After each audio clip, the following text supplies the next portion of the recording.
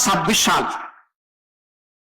বিশ্বের বিভিন্ন দেশ স্বাধীন হওয়ার 25 বছরের ভিতরে কৃষিতে আধুনিক যন্ত্রপাতির সমন্বয় ঘটিয়ে স্বাভাবিক অবস্থার চাইতে 4 গুণ বেশি ফসল উৎপাদন করছে। আমরা হাড় ভাঙা পরিশ্রম করি, কিন্তু আমাদের জমিতে সেই ফসল ফলে না। আমরা চাই উত্তরবঙ্গ হোক আমাদের কৃষি শিল্পের রাজধানী। আমরা সেই শিল্পই এখানে গড়ে তুলব ইনশাআল্লাহ। কৃষিতে আর পুরানো ধাঁচা এখানে চালানো হবে না। এখানে কৃষিকে আধুনিকায়ন করে আধুনিক লজিস্টিক সরবরাহ করে ন্যায্য এবং স্বল্প মূল্যে কৃষকের হাতে তুলে দিয়ে আমরা এই জমির উৎপাদন বাড়িয়ে তুলব। বলবেন যে কিছু কিছু উৎপাদন করার পরে ওটারই তো সঠিক বাজার মূল্য পাই না, আবার সংরক্ষণের অভাবে অনেক সময় আমাদের উৎপাদিত ফসল ধ্বংস হয়ে যায়। আমরা আপনাদেরকে কথা দিচ্ছি, ফসলের ন্যায্য মূল্য ইনশাআল্লাহ নিশ্চিত করা হবে এবং ফসল এবং সবজির সংরক্ষণ নিশ্চিত করা হবে। জায়গায় জায়গায় সংরক্ষণাগার ঘরে খোলা হবে, তাহলে সারা বছর বাংলাদেশের মানুষ স্বস্তির সাথে ন্যায্য দামে, কমেও নয় বেশিতেও নয়, তারা সেই কৃষি পণ্যগুলা পাবেন। কারা করবে এটা?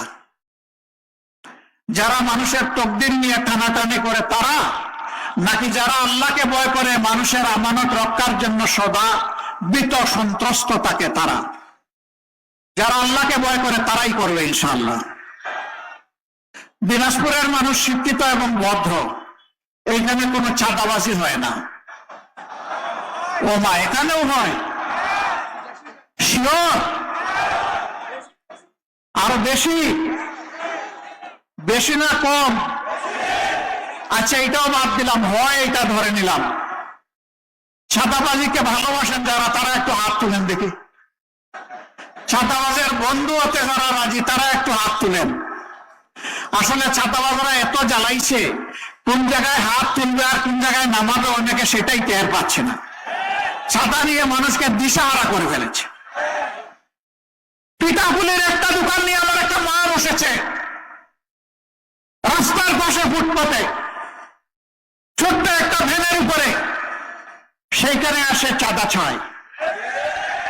লজ্জা হয় না? এই মাকে আমার দেশ এখনো সম্মানিত করতে পারেনি। পেটের কুতার জ্বালায় ক্ষুধা নিবারণ করতে নিজের ঘরে হাতের তৈরি জিনিসগুলো নিয়ে এখানে এসেছে বাচ্চাদের মুখে একটু খাবার তুলে দেবে।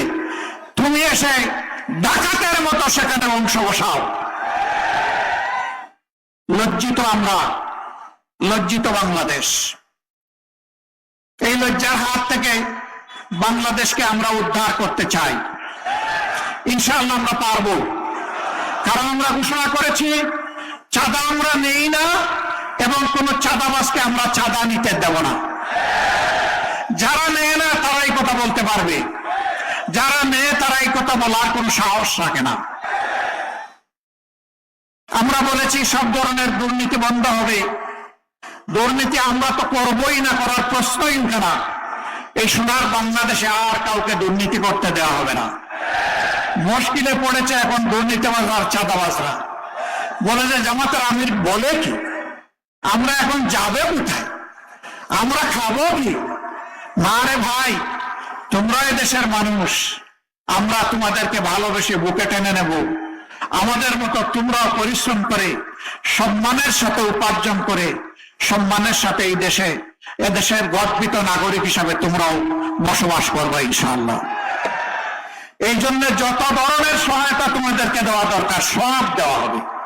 তবু আল্লাহর রাস্তে বলবো, চাঁদা তোমরা নিও না, দুর্নীতি তোমরা করো না। মা বোনেরা, আজকে নিজেদের প্রয়োজনের তাগিদে মেধার ভিত্তিতে তারা সমাজের উন্নয়নে ভূমিকা রাখেন, কিন্তু সমাজে তাদের জন্য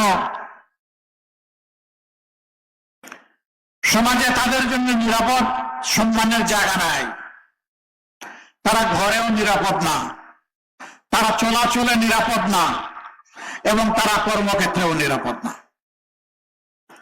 মায়েরা আমাদের সম্মানের জাতি, আমাদের জীবনের চেয়ে আমাদের মাদের সম্মানের মূল্য আমাদের কাছে অনেক বেশি।